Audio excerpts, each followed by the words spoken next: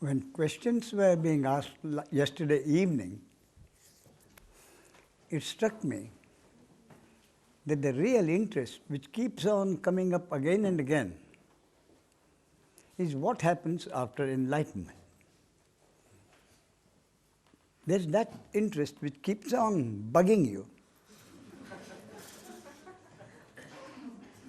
But the main thing is, the question is based on what happened to you after self-realization or enlightenment.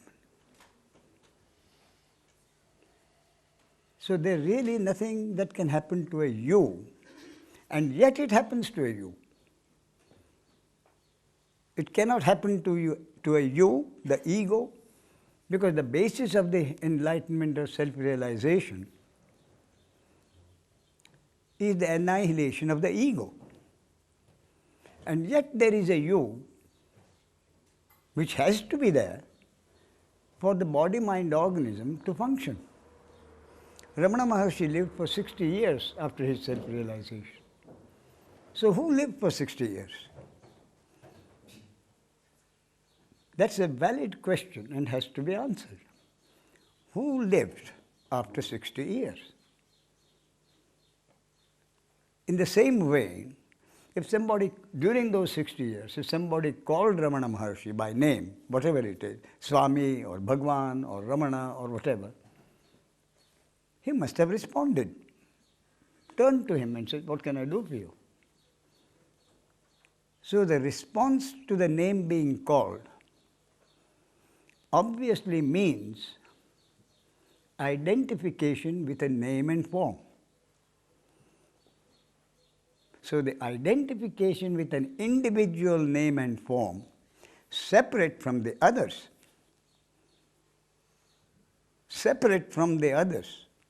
continues. For an individual jnani to live, the separate identification with a separate body-mind organism and a name must continue.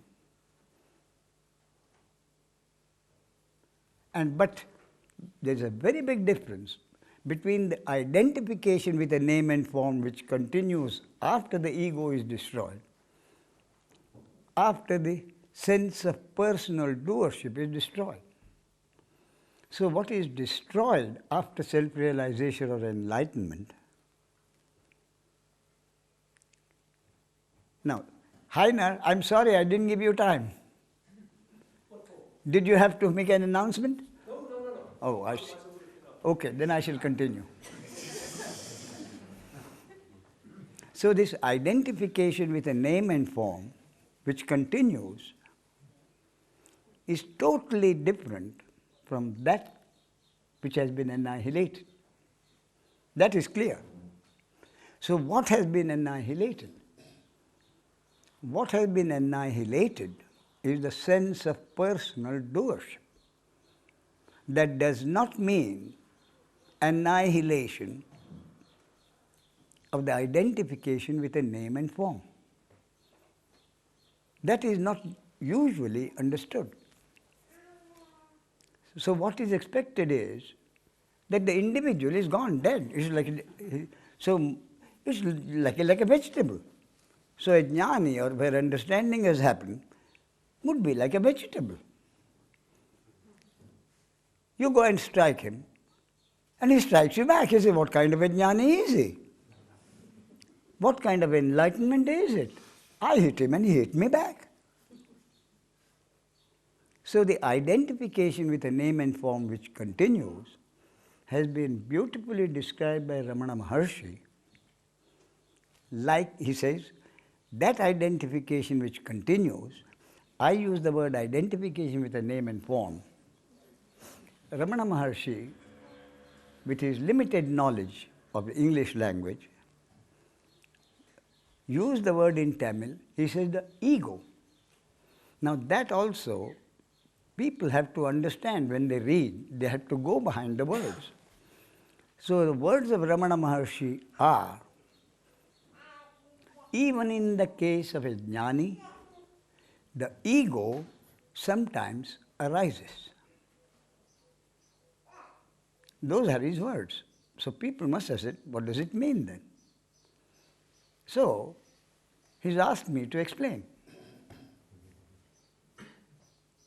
The ego that arises, which Ramana Maharshi says, he is described as the remnants, like the remnants of a burnt rope.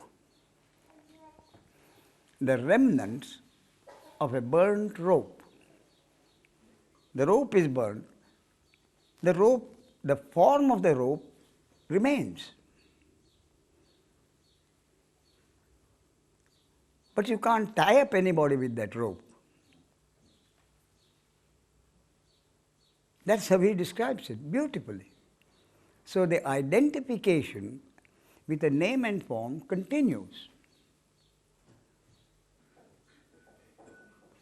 So before I continue with this, let me read a passage from the book Who Cares?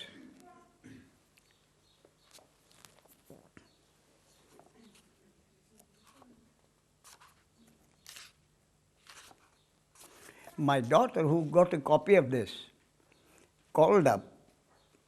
She had a very good understanding.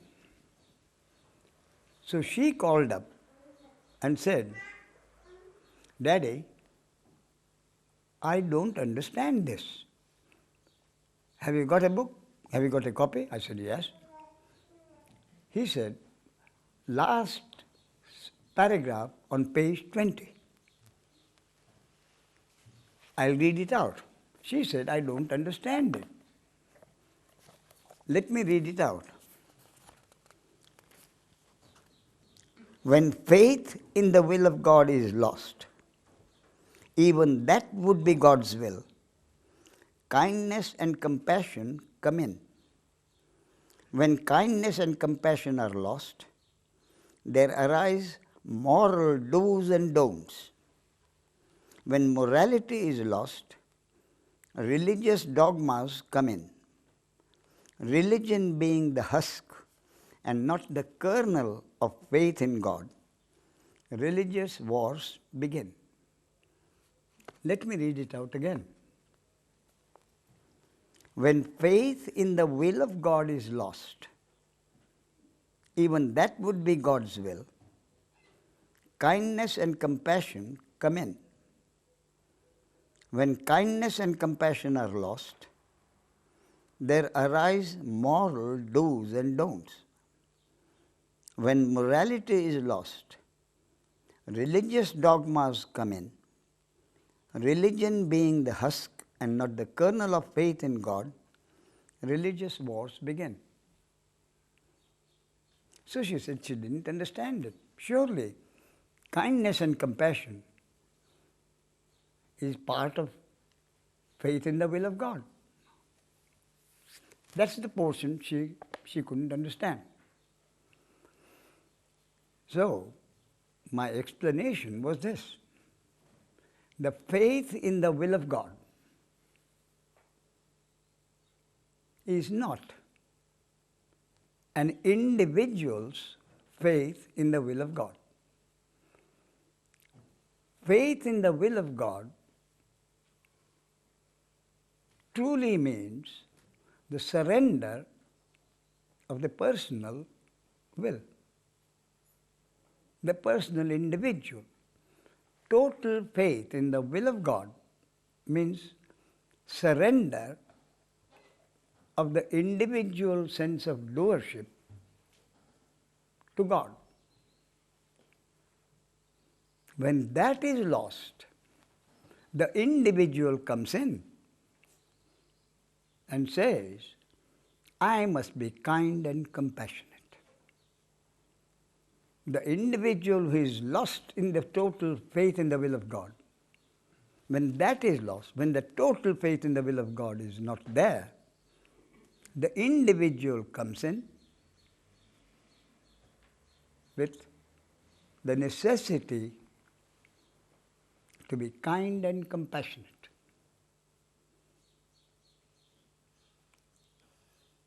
And when kindness and compassion are lost, moral values come in, moral do's and don'ts come in. If kindness and compassion is there, the question of moral do's and don'ts don't arise. So when moral do's and don'ts arise, there is a list of things to be done, things not to be done.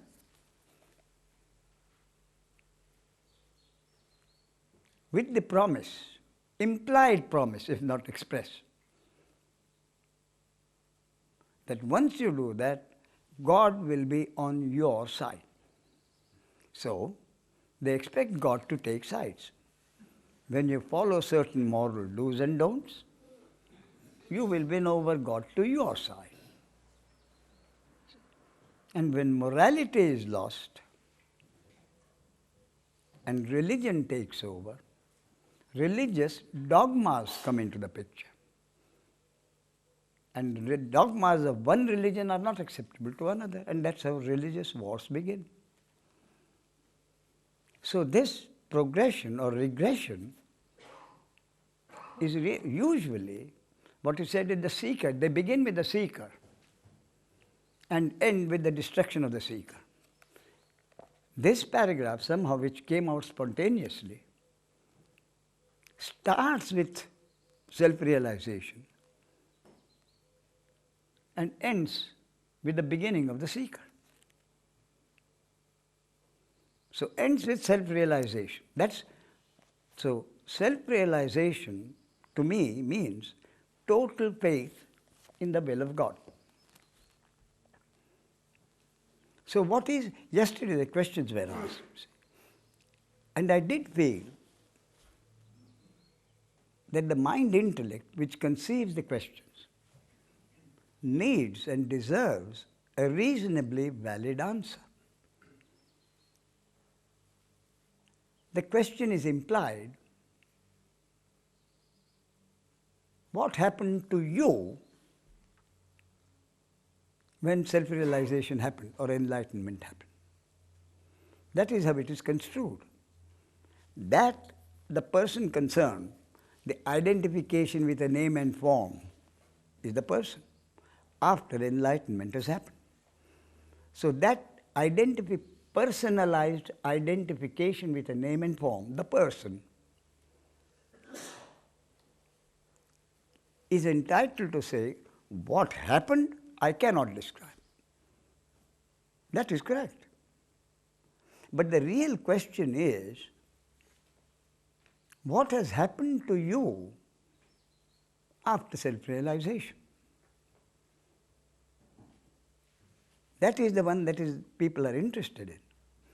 What has happened to you after enlightenment? If the basis of enlightenment is you being destroyed, who is it that is now talking? Who is it that is now living his or her life? And that question arises because of the misunderstanding between the ego that is annihilated, which is the sense of personal doership, and what continues thereafter, a simple identification with a name and form.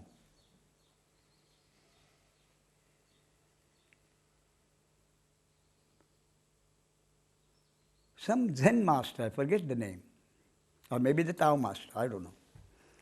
He described self-realization or the effect of self-realization very simply. So he must be a Tao master, not Zen master. He said, everything becomes crystal clear. No doubts remain. That's where he stopped. Everything becomes crystal clear. No doubts remain. To that I would add, no wants remain. No wants remain. So, how does life continue? no wants remain because there is no individual entity wanting anything. The wanting is personal doership. So no wants remain. But otherwise, with no wants remaining, what does that identification with a name and form do in life? The answer is the identification with a name and form, the person continues to live his life exactly as he lived before. The only difference being, earlier, the person thought he was living his or her life.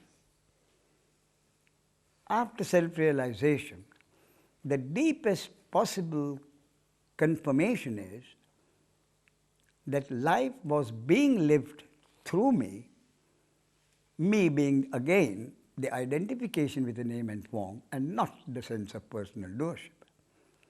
And life will continue to be lived through me. And when I say life will continue to be lived through me, I mean life, as before, will continue to be lived through you and him and her. In other words, life that is being lived through any body-mind organism will be merely witnessed, including the body-mind organism which he calls himself. So what happens then is that life as it happens, events as they happen, deeds as they are done, actions that are done, are merely witnessed not as those of an individual doer, but as part of the total functioning of manifestation or God's will.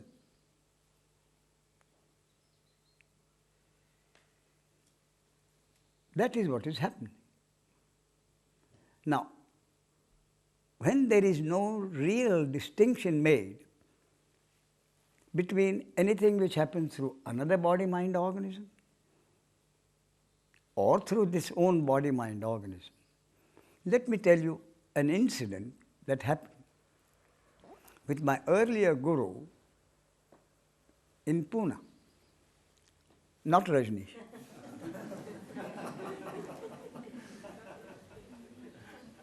He had an ashram, a small ashram,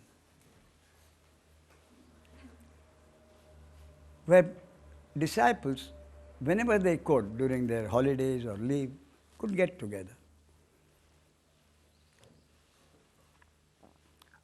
One Friday morning, or Saturday, I think it was Saturday, I was there. I happened to be there Saturday morning. And the ashram, close by the ashram, were a number of hutments, where the poorest of the poor lived with their children. And the children being children, and Saturday was a holiday, so there was noisy and they were playing on the streets. Where else could they play? They were noisy and very playful. And suddenly there was a hue and cry about somebody being hurt. So a couple of people were sent from the ashram to find out what had happened. And then they brought in an old man who used to be an irregular visitor to the ashram. And he was hurt. So the story was, he really was with a total understanding. Self-realization had happened. But he was such a simple man, and he was not concerned with the world recognizing him as a self-realized. He really didn't live his life. he went wherever the boy, God took him. He used to dress shabbily, never cared for his appearance, so that he was a prime target for the playful children. So how it started was, someone made fun of him and expected him to get angry. But he didn't get angry. He joined in the fun. He laughed himself, which irritated the boy who made fun of him. So he threw a stone at him. And when someone in the children throws a stone, others started throwing stones. And he was injured. So when the two people from the ashram went out, they brought him in. And a lot of grumbling. They said, this goes on all the time. The police don't do anything. Somebody should do something about it. And that kind of a thing. And the old man was brought in. The injuries were not particularly bad. Just a wound here, just a wound there. So the two people in there, they cleaned up the wounds with Dettol or Listerine or whatever, cleaned up the wounds, applied something, and he was all right. But while this grumbling was going on, then the old man says, what is all the grumbling about? I don't understand. He really said, I don't understand. What has really happened? He said, some hands threw stones at me and injured me. Some other hands have cleaned up the wounds. What's all the fuss about? Some hands threw stones at me and made some wounds. And some other hands have cleaned up the wounds. What is all the fuss about? And it was not a statement made to impress anybody. It came straight from the heart. So that is what I mean when I say that witnessing happens about anything that happens to any body-mind organism. Then, because of the sense of doership not being there, there is no distinction of my actions, his actions, her actions, or your actions. That is what happens.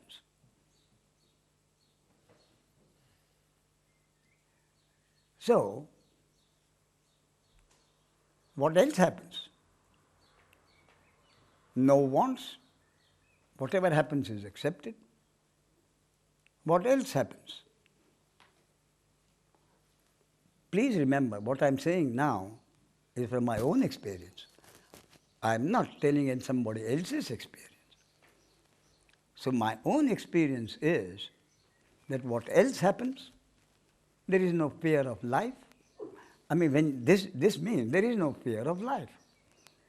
Whatever happens is my destiny, which no power on earth can stop it.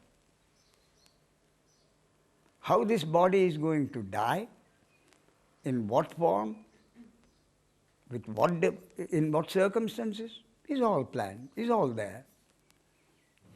So just as there is no fear of life, there is no fear of death. Talking of death, let me tell you what happened once. Early morning, I used to play golf with 3 other people. There's a golf course close to my house. Not a full-fledged competitive golf, but good enough to go around in hour and a half, 2 hours in the morning. So we used to go quite early. And once, at a particular tee, for the golfer who are not golfers, a tee is a raised ground from which the first shot is hit for that particular hole. We had just finished teeing off. On the 5th tee, I remember that. Then just as we were about to go out of the tee, a huge kite is eagle family. Much smaller, of course, but usual enormous span of wings that came right at us, as if it is going to attack us. But we were already off the tee. And then this bird did a fantastic thing. It came, landed on the tee, spread its wings, raised its neck, looked at the sun, the morning sun, looked at the morning sun and laid its head down and died. See? One of our golfers flippantly said, "Cashing in your chips, are you, fella?" Somehow, it jarred on my nerves. Cashing in your chips, are you, fellas? That was one way of looking at it. A bird dying. The way I looked at it, to me, it was simply one of the most beautiful things I had ever seen. A bird comes, knowing that it is dying. There is no panic, there is no flutter of wings or going about. Comes quietly, has decided on the place to die, lands there, looks at the sun, puts its head down, and lays down its life. To me, it was one of the most beautiful things I had ever seen. No fear of death at all. So, what happens after enlightenment? There is no fear of life, there is no fear of living, and there is no fear of dying. That is one of the things that has happened, is happening in my case. I repeat, what happens in other cases, I don't know. Now, talking about dying, there's another incident I would like to tell you. That is about my brother-in-law, my wife's sister's husband. He lived in Pune. He was a doctor, extremely soft-hearted. He was also a fellow disciple of my earlier guru. The core of his being was bhakti, devotion. He loved to sing bhajans and extraordinarily soft-hearted. So when he became a doctor, he decided to specialize in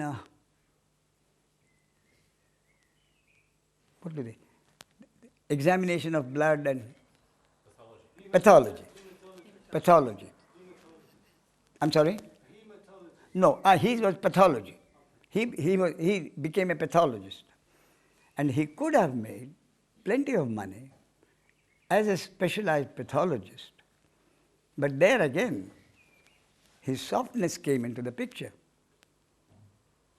And he said, "No, I don't want to make money because of people's illnesses."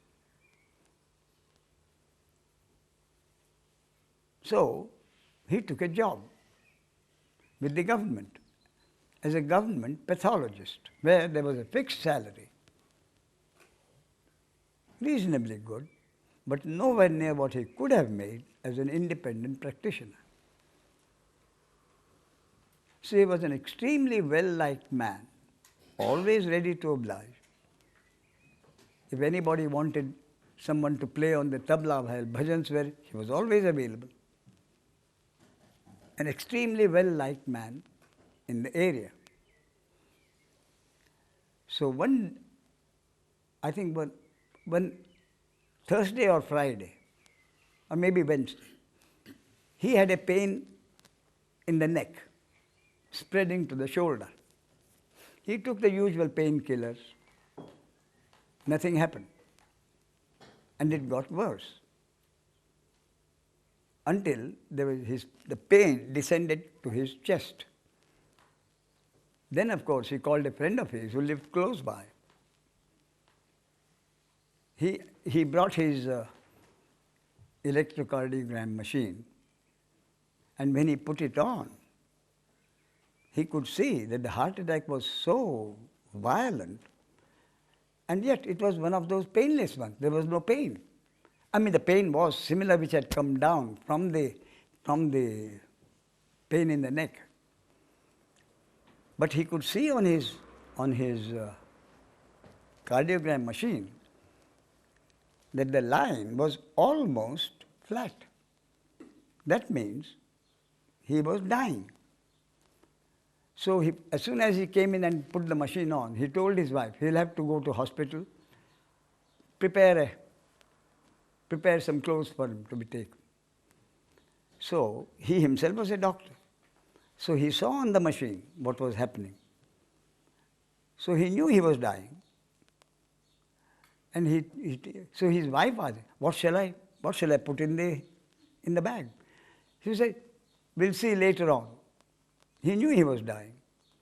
So from then on, the remarkable thing is there was no panic at all.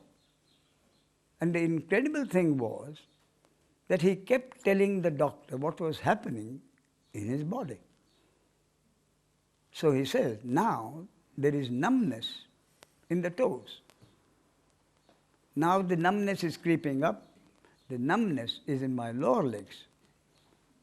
Now the numbness is creeping up. It's in my legs. Until he came almost straight to the numbness is in the heart. Then he stopped talking and died with a smile on his face. Now, was he self-realized? Who cares? Was he enlightened? Who cares? He didn't. He just lived his life knowing that it was not he who is living his life. And all he could do as an individual was to be kind and compassionate.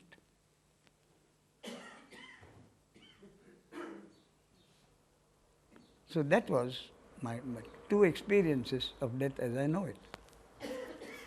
Another experience of death that I know, not actual death, but the phenomenon of death. My granddaughter was probably 3 years old.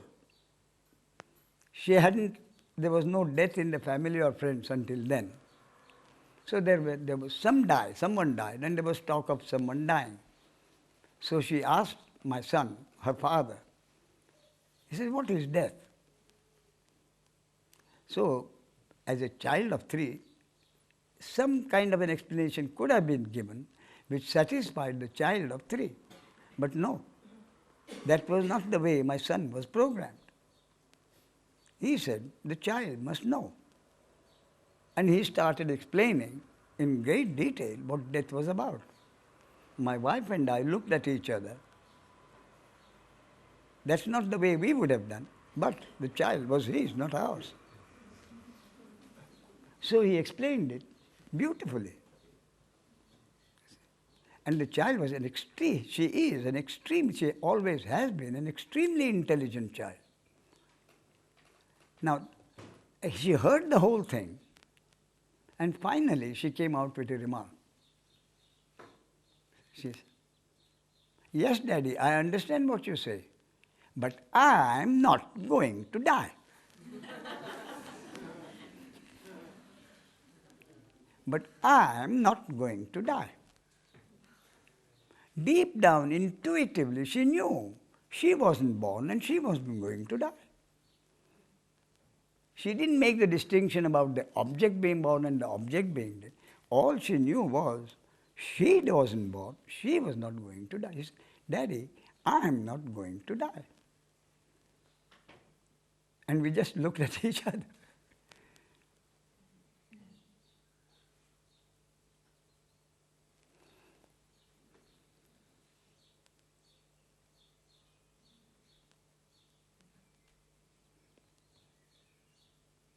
So,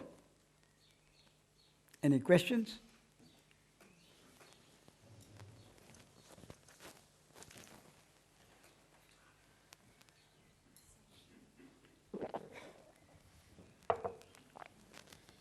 You said There are no doubts remain and no wants remain. No doubts remain? And no wants remain. That's right. If you have no want, how can you... You see, no doubts remain. The doubts are in the mind intellect, the ego. Who has doubts? The egotistic mind element, intellect. Who has doubts? Mind intellect, the ego has doubts. But when the ego is dead, the sense of a me as a doer is gone, no more doubts remain. The doubts is easier for me to understand. Yes. The wants is more see, difficult. The wants. Who has wants? The individual has wants. The individuals, as a sense of the doership, he is the one who wants something. If there is mere identification with a name and form, wants are not there. All the basic understanding is that whatever is needed either will be supplied or will not be supplied. Whether the needs are satisfied or not will depend on God's will and the destiny of this body-mind organism. So you, the want is not if I want to buy a computer or something. This is not a want. You described something else. Oh yes, but that is the want will be there. But the understanding is whether that want is to be will be satisfied or not is not in your control. The want is not a personal want. The want becomes the need. You see, I would make a slight distinction between the need and the want. The need is for the body-mind organism, for the functioning of the body-mind organism. But I don't need a computer. You don't need a computer, so you don't need a computer, but you need something else. You need a bicycle. I don't need a bicycle. So you have not only no wants, you have not even any needs. Many will envy you. So how's the distinction between wants and needs? The needs are for the body-mind organism to live. Food is a need. Food is essential, but a bicycle is not essential. So, therefore, the bicycle may be essential for a job you have. Either you walk or you bicycle to your place of work. Either you bicycle in 15 minutes or you walk for 2 hours or 1.5 hours. So a bicycle becomes a need. So the bicycle becoming a need, whether that need will be fulfilled or not, is also accepted as not. So, but that doesn't prevent you from doing whatever you think you should do. That's why we go back to the free will. Does the individual have free will? Of course. The individual has free will to decide to do something. So what is your decision? You will go and ask a friend to lend you some money to buy the bicycle. Do it. Whether that decision will be fructified, the decision will turn into something that you want, whether your friend will be able to lend you the money, is not in your control. But that does not prevent you from making a decision to go to your friend and ask for a loan. And if it is God's will and the destiny of this body-mind organism, the friend will grant you the loan, you will buy a bicycle and repay the loan. So luxury is not a need. You see, now we are going into luxury. A luxury, if a person is born in luxury, if luxury is his part of life, way of life, because understanding has happened, he is not going to give up all his wealth. He is not going to give. He wouldn't expect himself to give up. Now, in the Bhagavad Gita, you see, many people, if you ask them, who have studied the Bhagavad Gita, what is the core of the Bhagavad Gita? Promptly the answer is renunciation. Many students of Bhagavad Gita, teachers of Bhagavad Gita, you ask them, what is the core of the Bhagavad Gita? Renunciation. So, in this case, even in the Bhagavad Gita, when they point that way, I usually point out, what does Lord Krishna tell Arjuna? Lord Krishna tells Arjuna, you may decide not to fight, but that decision will be futile. The programming in this body-mind organism, a born warrior, trained to be a warrior, will not allow you not to fight. You may decide not to fight it, but it will be a futile decision. Therefore, Lord Krishna tells, fight, win the war, and enjoy the fruits of victory.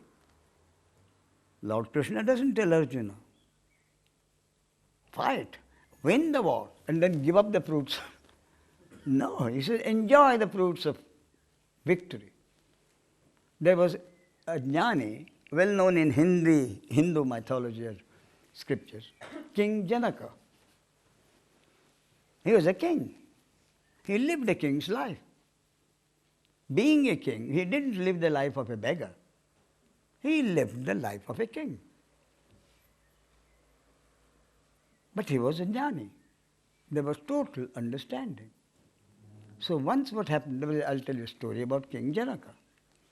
There was a guru with his ashram and disciples. And the guru found one disciple really interested in this, good understanding. But he had some doubt about this renunciation. He expected. What is renunciation? Renunciation means giving up. Renunciation means giving up. Deliberately giving up. So, the Guru decided to send this disciple to King Janaka with a request that King Janaka have a talk with this disciple. So, when this disciple came to the court of King Janaka in the evening, the usual king's way of life was happening. Music, dancing girls, going on, courtiers, drinking probably, I don't know. But a king's way of life was being enacted. So this disciple, looks up and says, what kind of a man has my guru sent me to? Enjoying himself like this? Anyway, he meets King Janaka, and King Janaka tells him, you have come all day, traveling all day, you must be tired. The servant will take you to your quarters, rest there, and tomorrow morning at 6 o'clock, I will call on you, and I'll take you out for a walk in the garden, and we can talk. So the next morning, King Janaka went to this quarters,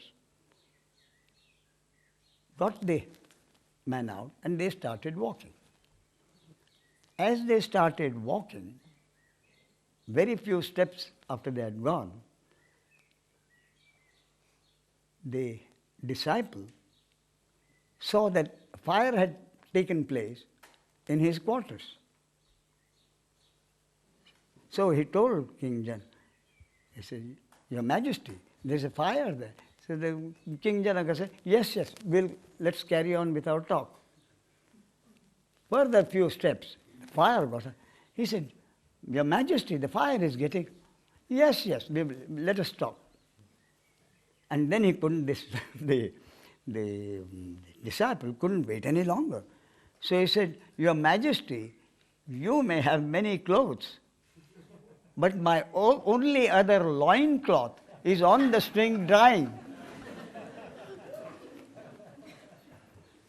So this great renunciator was worried about his only other loincloth.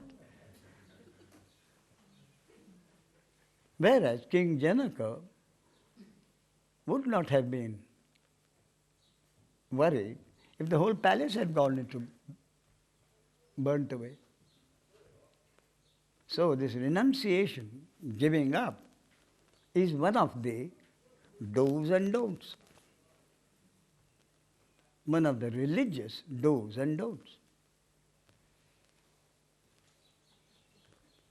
So no wants remain. That is to say, if there are needs, they have to be fulfilled or not fulfilled. Whether they will be fulfilled or not fulfilled, not in my control. It's God's will. So if the needs are to be fulfilled, they will be fulfilled. So I understand if the want does not remain after it is not satisfied. I'm sorry. It is a need. I'm sorry, I didn't get that. If the want does not continue to exist after it is not satisfied. No. What I'm saying is, once the enlightenment has happened, and truly there is no individual doer as an entity, no wants remain. Now wants would be this way. What are the normal individual beings' wants? He has a home, he has a family, he has a car, he has a one-car garage. Normally he would be happy. But the individual wants rise. He says, the mind intellect, the thinking mind, the wanting mind says, I want a bigger house. I want a 3-car garage. Now that is a wanting. Whether it is a need or not is another matter. But that is a wanting, and that is what often happens in life. Wanting more of what you have, wanting something that you don't have, those are the wants. And those wants disappear, meaning there is acceptance of what is.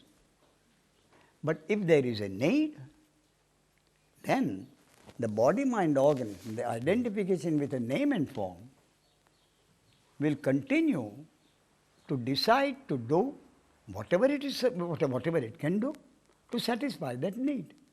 But having decided and done what it can do, that body-mind organism then accepts whatever happens as the will of God and the destiny of that body-mind organism. In other words, if that need is not satisfied, there is no egoic frustration. That is the point. If the need is satisfied, fine. If the need is not satisfied, it is accepted as God's will and the destiny of that body-mind organism for that need not to be satisfied. Okay, thank you.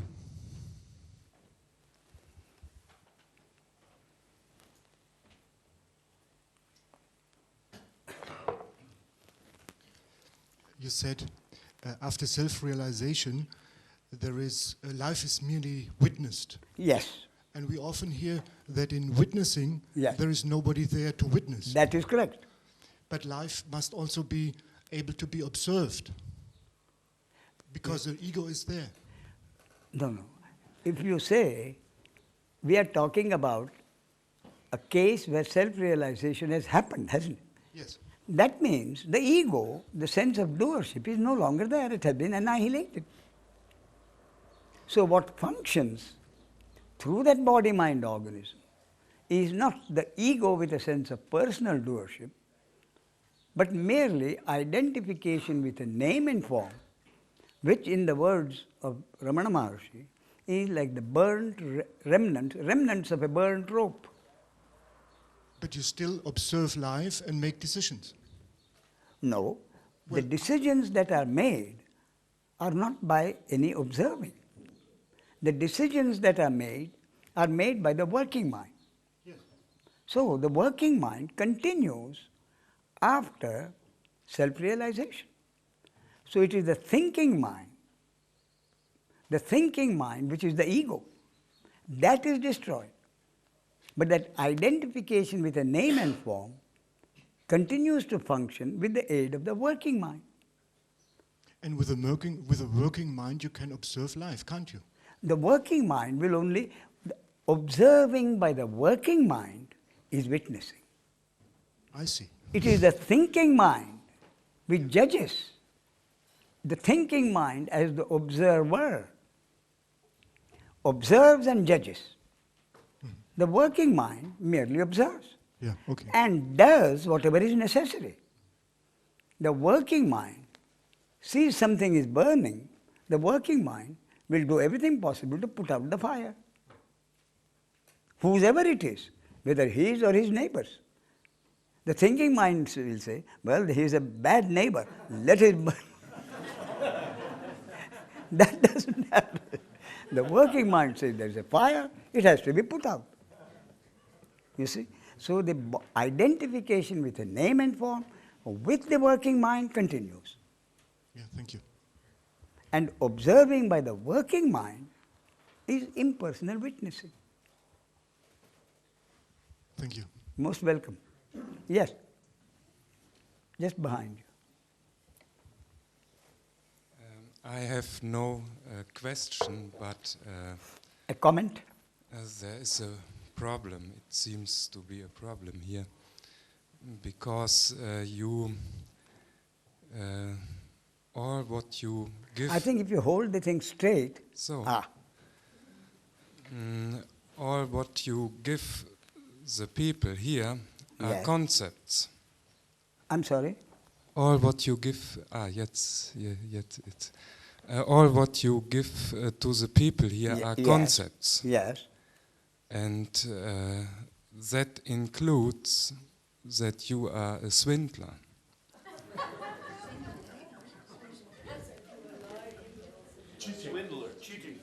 Oh,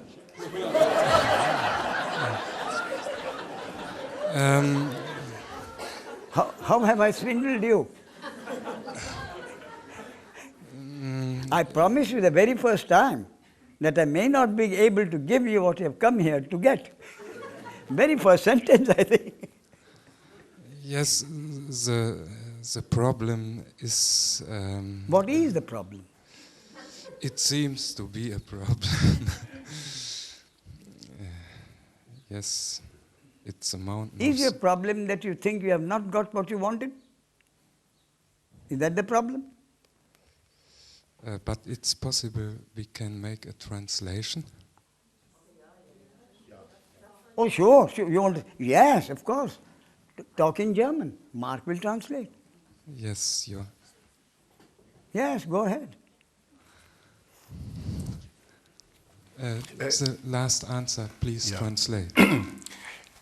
Fragt dich, ob das Problem ist, dass du nicht das bekommen hast, was du erwartet hast. No. The problem is I have read all your books and a lot of doing, a lot of reading, a lot of hearing, and then there is a ball. Nothing is to do now. There's nothing to be done now. Nothing is to be done now. Yes, and it makes me a little bit crazy.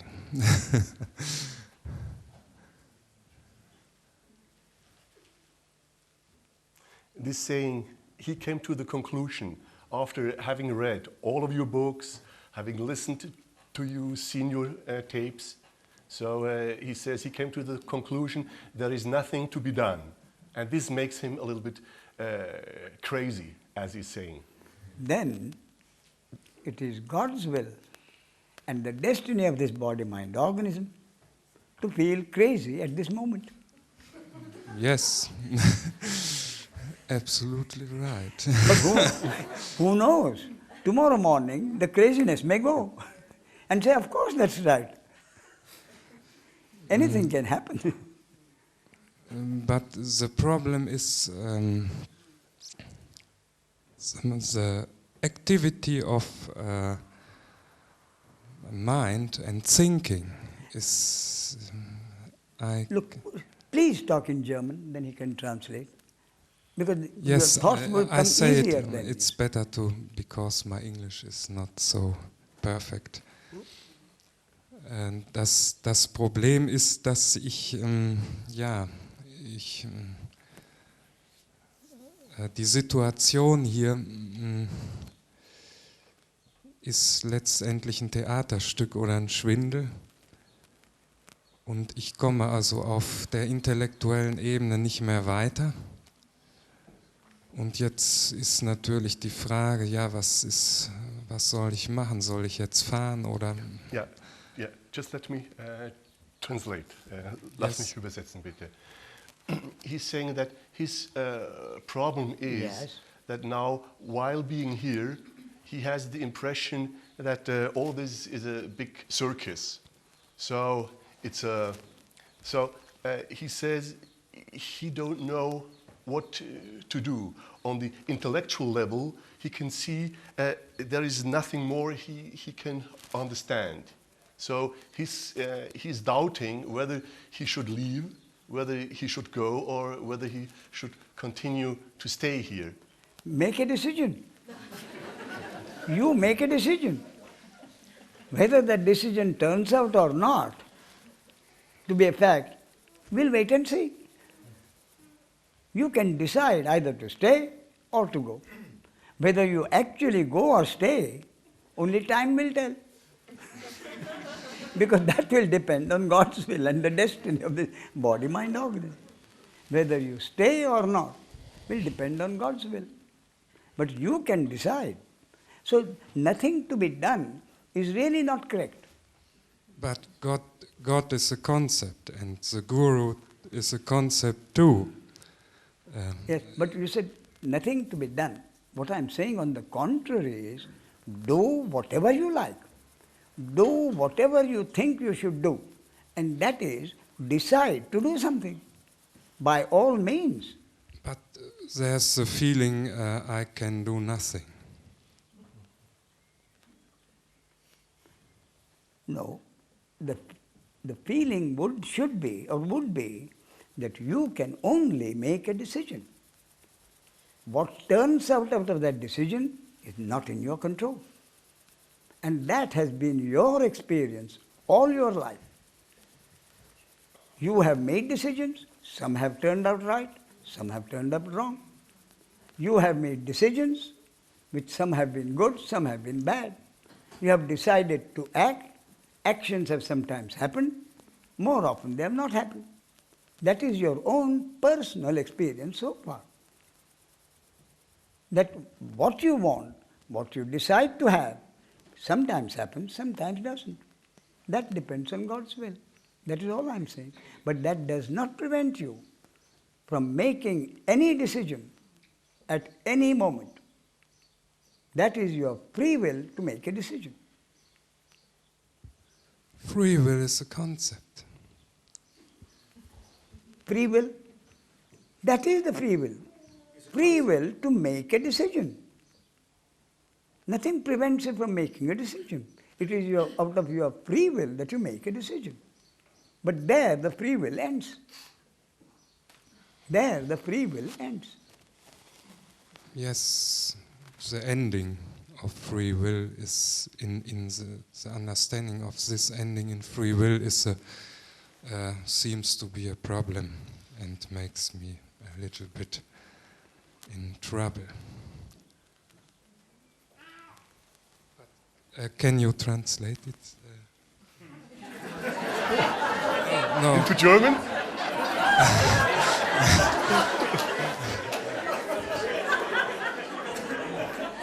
He wants you to translate his German No, thinking. no. Yeah, maybe. Can you translate the statement from Ramesh in German? Ach so. Er sagt, dass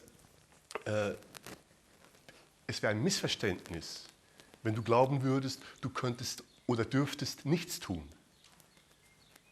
Was du auf jeden Fall tun kannst, ist dich entscheiden, wenn du kannst.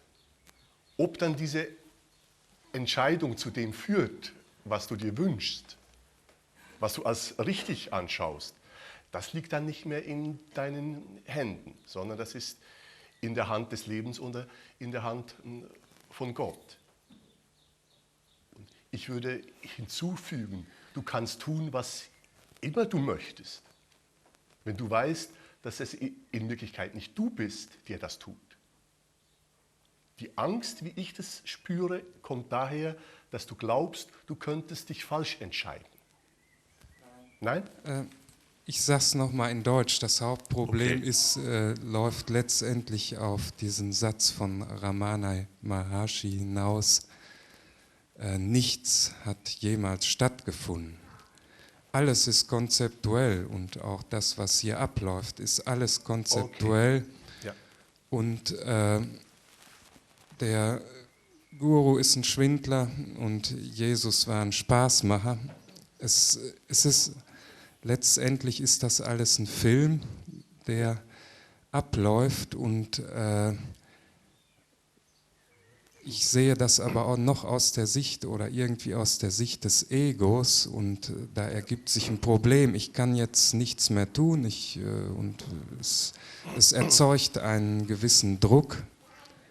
Ja. Und das ist das eigentliche Problem. Ich Ich kann will es das nur mal so übersetzen. Okay. akzeptieren. Okay. Das ist der Kern meines Problems eigentlich, dass man am Ende, Gott ist ja auch ein Konzept, der Guru ist ein Konzept, das ist die Spitze der Pyramide Ja. und dann geht es nicht mehr weiter. Ja, lass mich mal übersetzen, bitte, ja? He's saying, to him now, all comes to the point that all is a concept. He says, to him now, it comes to that saying of Ramana that nothing happens, that everything is a concept. So Sure. he says, intellectually he can understand, he Yes. can see that both the God, the Guru, and all that is happening here is a concept, he Yes. says. But he can understand this, but he has difficulty to accept it. Yes. Is that right? Yeah? Yes. He wants to continue. No. I just was asking whether this was what you wanted to say. I see. Now, you have a problem. That's what it comes down to. You have a problem. The problem being how to make the intellectual understanding go deeper. Right? All Yes, that's it. right. Then the answer, I'm afraid, is it is not in your control. It is not in your control to push the intellectual understanding down to the understanding at heart. But I would say one thing, that the intellectual understanding has happened, that even the intellectual understanding has happened, is the grace of God. That even that intellectual understanding would not have happened unless it was God's will. Even that intellectual understanding could not have happened unless it is God's will. So, leave it to God's will when and where to push the intellectual understanding down to the real understanding. Leave it to that power which was able to create the intellectual. There are many who may even not have the intellectual understanding. Yes, nothing is to do. Nothing to do except decide what you want to do. I mean, big difference. Yes, please. Yes, okay, thank you. You're welcome. There are psychological methods. If you have information as to what they are, you can act as if you have the choice to use them. They may not work, but the information that we have gives us certain methodologies to work with this particular situation, and it may not work. But on the other hand, if you don't have that information, then you wouldn't even have the choice to appear to try them. So it may be helpful to have this information of these 200 years or 300 years of psychological methodologies, which are only 3 or 4 that for many people do help, for some do not help. So that's one thing that I'm thinking. The other thing is that when Mark spoke the other day, he was saying, I didn't get, precisely, but everything is in flux, including everything in the universe. Nothing is permanent, including the programming, it seems to me. See, in your teaching, sometimes I get the impression that the programming is solid, that the conditioning and the programming, unlike anything else in the universe, is a solid form. No. Yeah, that's where I'm mixed up because... No, that's where you're mixed up. Yeah. Let me explain. What you are getting now is conditioning. Fresh conditioning. What you are getting now is fresh conditioning, effect of which can be to alter or amend the existing conditioning. But see, I'm going to make the assumption about this man, but it's not about this particular man. I'm going to make the assumption with anybody that I hear in the psychology thing, that what they have right now, it's not going to stay that way if they simply witness it. That somehow that the nature that Mark was talking about is such in the Taoist or whichever, that things are not going to stay steady if you can witness them. So I wonder if that's accurate. If you can witness them. No, if it can be witnessed. So, if witnessing happens. If witnessing happens. And who is in control of the witnessing happening? We don't know. We do. Not you. We do. We do. Not you. That is all you need to know. That it is not in your control. Whose control is it is irrelevant.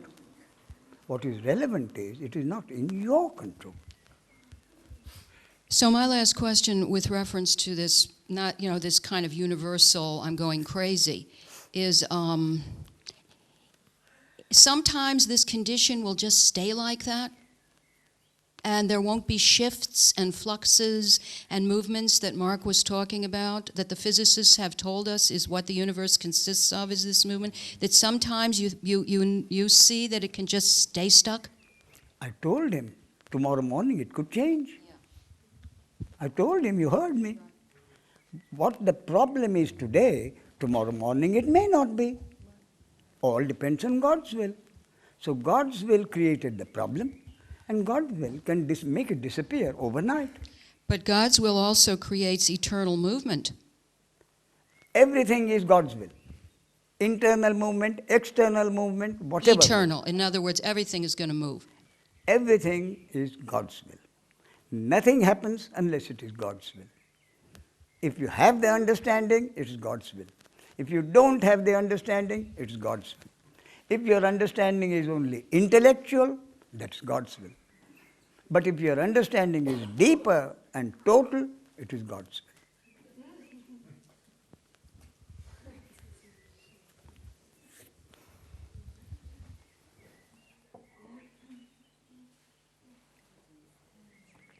And of course, when I use the word God, I do not mean an all-powerful entity connected with manifestation. I mean the very source from which the manifestation itself has come about. So you said that I have the free will to decide, but Yes. The way I decide is also depending on my program, isn't it? That is correct. So, and my program is not my free will. So That is correct. So my decision is also not my free will. That is why I said you do have free will, but that free will is counterfeit. Maybe counterfeit, but you do have free will. Vielleicht sage ich es jetzt in Deutsch, ja. So jetzt auch für uns als Psychotherapeuten, vielleicht, ich möchte es jetzt einfach so zum Überdenken, ja. Was wir tun, ist, dass wir am Programm arbeiten und ob das Programm jetzt mit dieser Änderung, die wir machen wollen oder der Klient auch haben will, ob das funktioniert, liegt wieder ganz irgendwo anders. Also das ist in Gottes Wille. She's saying, as a therapist, she has the impression that she is working on the program of people, of the clients that come to see her. So whether that change will happen or not, of the programming is not in the hand of the therapist. That is correct. Also not in the hands of But the that, And that also not in the hand of the client. no, that depends on the will of God and the destiny of the therapist and the client. The destiny of the therapist and the client. You see? So, if the destiny of a particular client is to be helped by you, he will be helped. But if the destiny of another client is not to be helped by you, he will not be helped. You do the same thing. You use your knowledge and information. Same way. Effect of it is the destiny of the relative clients. Sometimes the therapy works, sometimes it doesn't. So whether it works or not is the destiny of both the therapist and the client. Why do I say both the therapist and the client? Because if it is the destiny of the therapist to have 10 clients in a row who are not to be satisfied, then the destiny of the therapist will be to acquire a bad name. It's the other way around also. If it is the destiny of a therapist to have 10 successful clients, everybody will talk about how good a therapist she is. So that depends also on your destiny. That's why I say what happens depends on the destiny of both the therapist and the client. That's how therapists or physicians get their name. He's a good physician, he's not such a good. Why? Because one has more successful patients than the other. And that depends on the destiny of the physician or therapist concerned.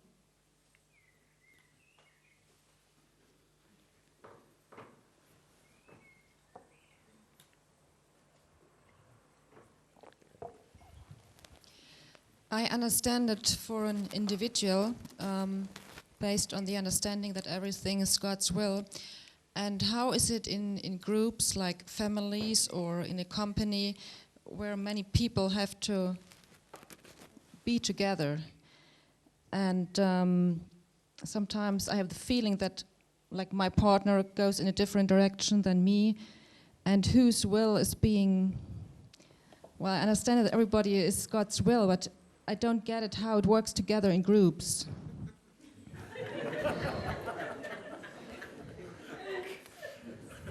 Did you get it? Well, she's saying that she can fairly well accept that everything that one is doing or thinking is according to the will of God. Yes. But her difficulty is that... To know the will of God? Pardon? No. Is a difficulty to know the will of God? No. The difficulty she has is when there is a group of people Yes. with her husband, that each one of them may have another intention, other thoughts, also given by God. That is And correct. She has difficulties to accept this, that there are different wills of God, seemingly. No, they are not different wills of God. How the intellect in individual body-mind organism works is the will of God. So the will of God is that different people think in different terms. The will of God is that different body-mind organisms think in different ways. And the different ways are according to the programming. And if I live together with someone who has different goals, then does that mean, I mean, it reflects me? And does that mean I have to learn to adjust my way of thinking to the other part, or he has to adjust to me, or splitting, or... No, you see, your question is, does it mean that I have to? What is the basis of your question? Does it mean that I have to? The answer is, whatever you do will be according to the destiny of this body-mind organism and the will of God. Does it mean that I have to? Means there is one successful method which you have to follow. There isn't. The basis of your question, does it mean that I have to do something to be successful? That is the way to complete the sentence. Does it mean that I have to do something to be successful? Not in your control. So, if you want to know the will of God, wait and see what you do. If you want to know the will of God, it's very simple. Just wait and see what you do. That is the will of God. Maybe I use an example. If my friend hurts me, Yes. then obviously it's my destiny to be hurt. And yes, and he has no power to hurt anybody. No one has any power to hurt anybody. If the hurt is to happen, the hurt will happen. And the instrument through which that hurt happened was the destiny of that instrument to be the instrument to hurt you. A murder happens. What has happened? A killing has happened. What does it mean?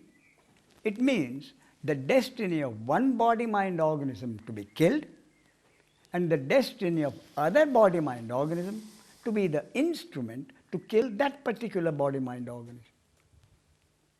A killing involves the destinies of two people according to the will of God. One is the killer, the other is the killed.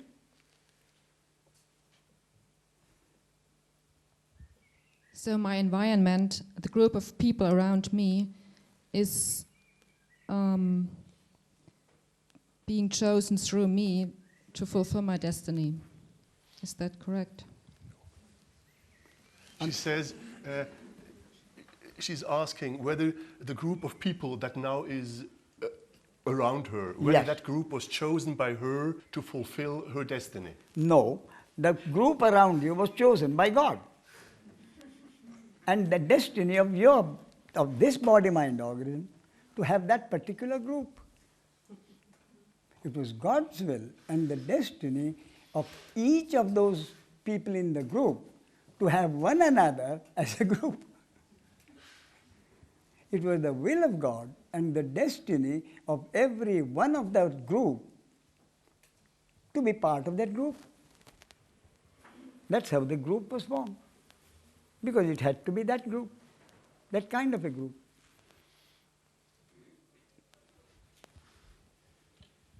Thank you. You're welcome.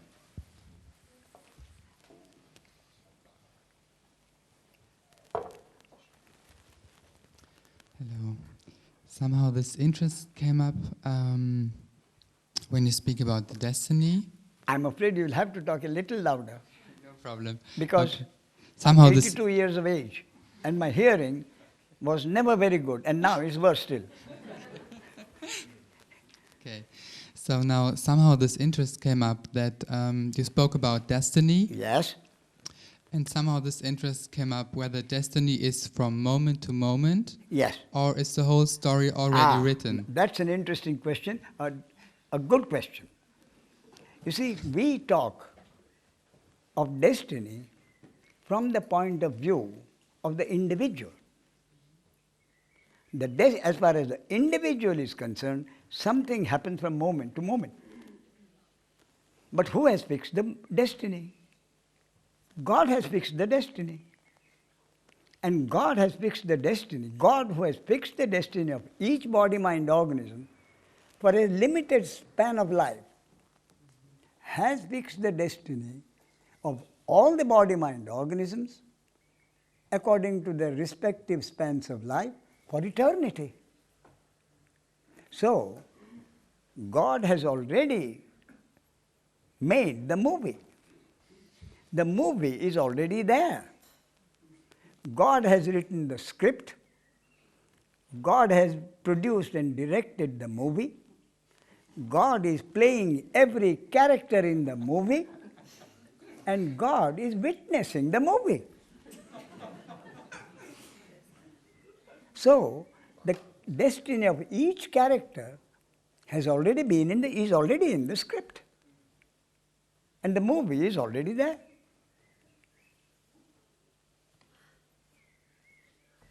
You see, as Niels Bohr told Einstein,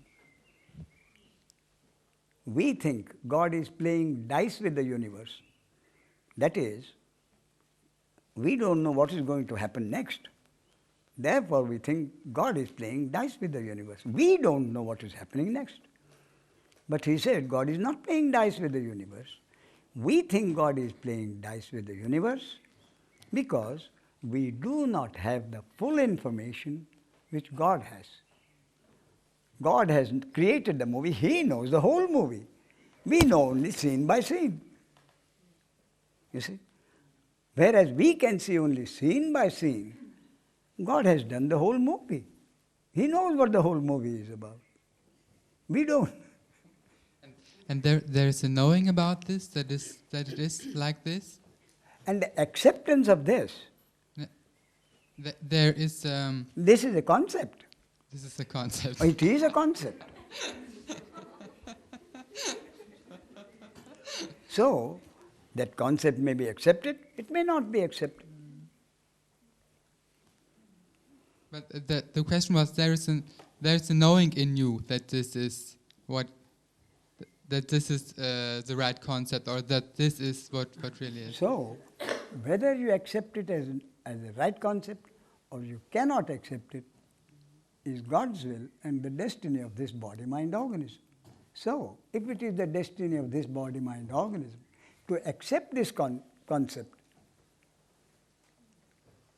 and feel happier, Yes. that be the destiny.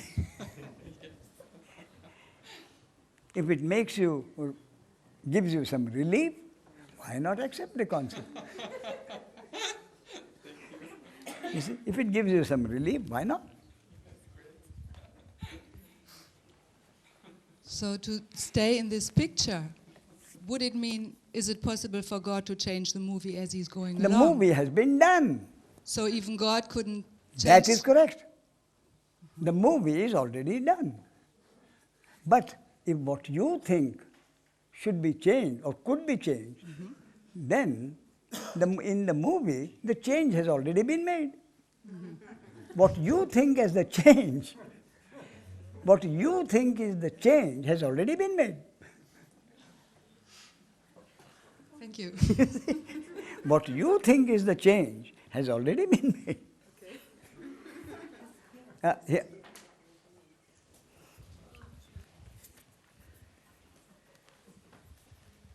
So, Ramesh, is absolutely everything that happens, even these words I'm saying, are inevitable?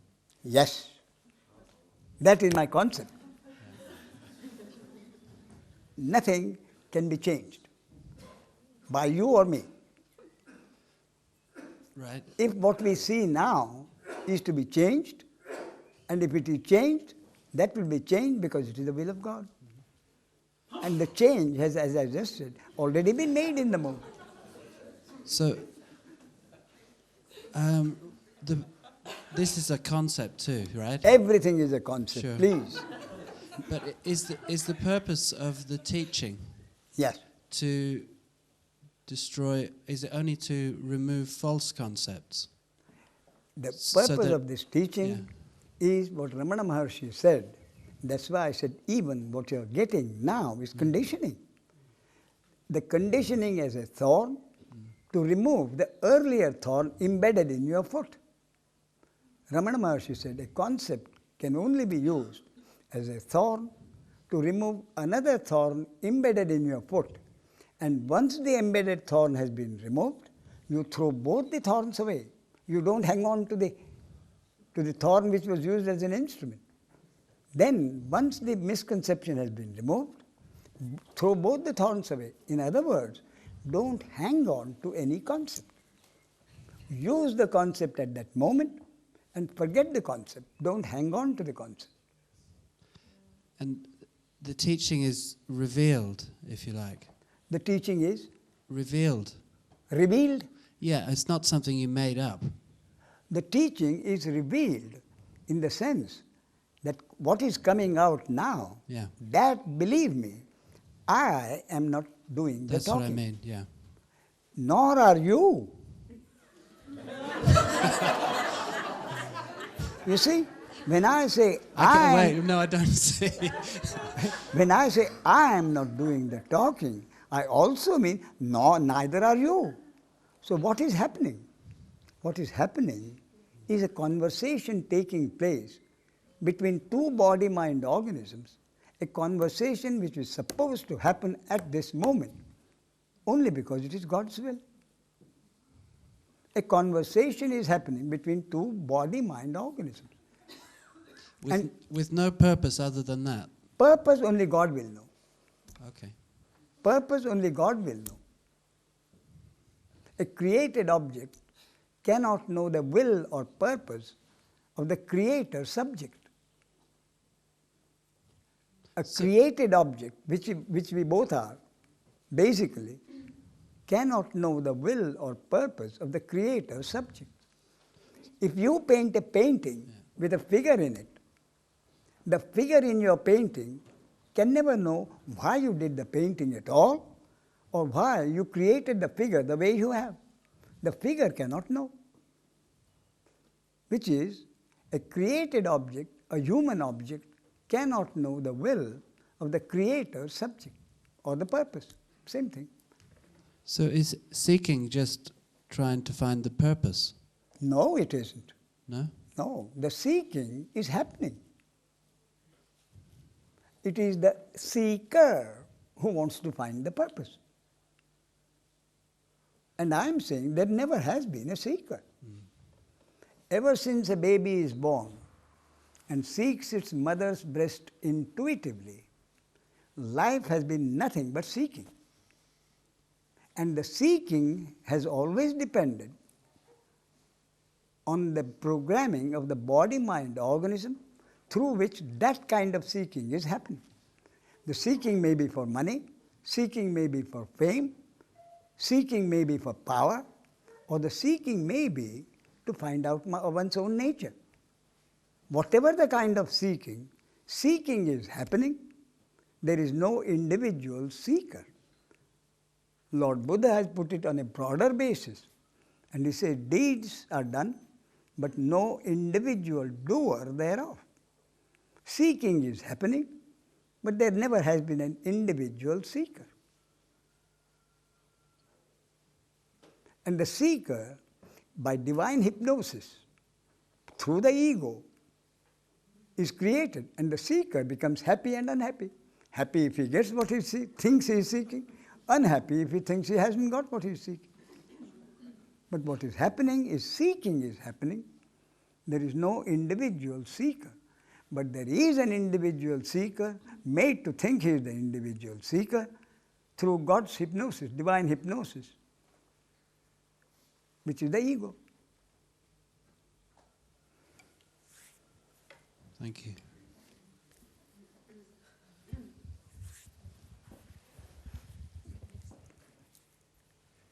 Dear Ramesh, the concept you're teaching is wonderful. Yeah, you can put everything in it, and you can declare all problems. I'm wondering. Sometimes it's good to have also another concept. If you could tell us a concept without using the word God's will, without using the word destiny. You see, now, if you ask me to talk to you on the basis that you are not here, how can I do that? So if you want me to talk on the basis that everything does not depend on God's will, when it does, that is, I'm talking to you because you are here. But you tell me, talk to me as if I'm not here. How can it be done? How can it be done? Also another question. Please. Mother Teresa Yes. and many Christians, they live in the conviction that they are just a tool in the hands of God. Yes. So all the ego is not existent with this conviction. They are just feeling themselves as a tool. No. See, now, do you think that this is also leading to this understanding intuitively? I'm sorry, say that again, please. If this conviction Yes. and this concept maybe Yes. is leading to the same understanding like the Advaita concept. Yes, provided that understanding, that conviction is total. Provided that conviction is unconditional and total, which is the same as understanding, which is the same as self-realization.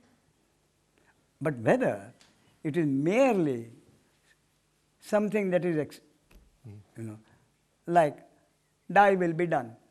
No one believes that, but it uses the word thy will be done. But how many really believe it? You see? So, to say that I'm not the doer, God is doing through me. So, to what extent the conviction, the depth, it depends on the depth and intensity of that conviction.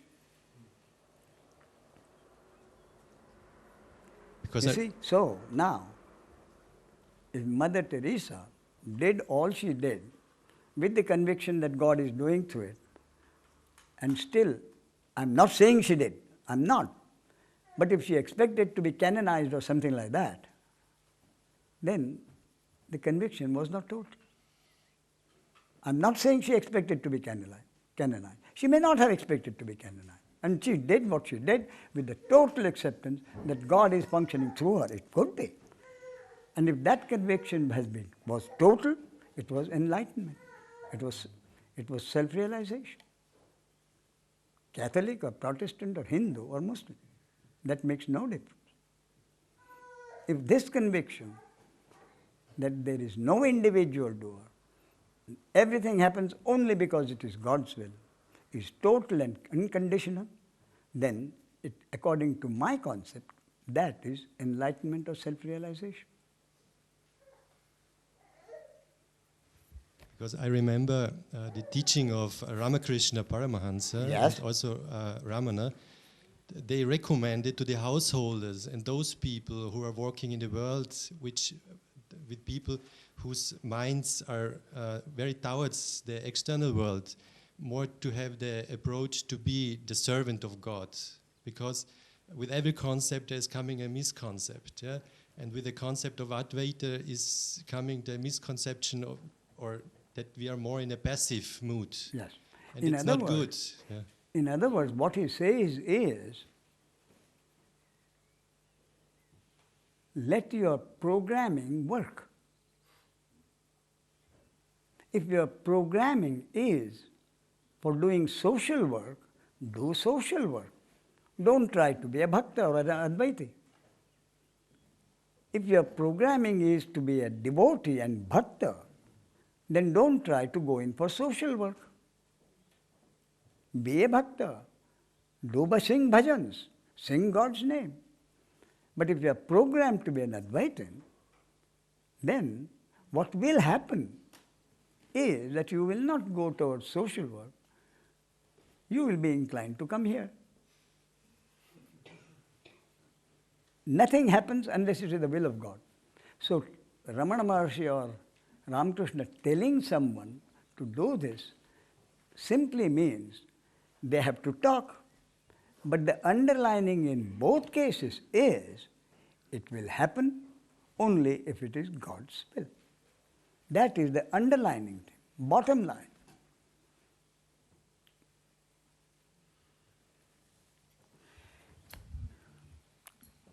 Right. You're going to sing bhajan now, eh? Okay. Some question there? Then I. May I have just one question? Okay, last question. Right. Well, you say Don't the forget, whole there picture. are two more talks. You say the whole picture is already here. That is my concept, yes. Yeah.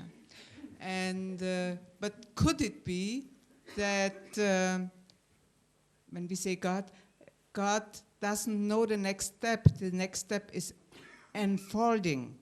Or are you sure the whole picture is already there? My concept is the whole picture is already there. And your picture is that you want God to make the changes according to your wishes.